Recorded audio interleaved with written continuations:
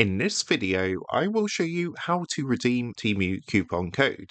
This should be a quick and easy tutorial to follow, but before we do continue, please consider leaving a like on the video and also subscribing to the channel. I really do appreciate it. Now, to go ahead and enter a coupon code, the first thing you're going to want to do is come across to Temu and log into your account. Once you're logged in, what you want to do is hover over your name at the top to bring up this menu, and you're going to see an option for coupon codes. So all you want to do is go ahead, give that a click. What that's going to do is take you to a page like this, and what you can do is enter your coupon code into the box here. Once you've done that, go ahead and click apply. Of course, mine's going to be invalid because this is just an example of what to do, but once you've done that, that's going to apply that coupon code, whether that's for a discount or free shipping or whatever basically the coupon code is for. So that is how to redeem Temu coupon code. With that being said, I hope this quick tutorial did help you out today, and if this did help you out, I would really appreciate it if you was to consider dropping down below the video, leaving a like, and also subscribing to the channel. With that being said, I just want to take a minute to thank you guys for watching this quick tutorial, and I will see you in the next video.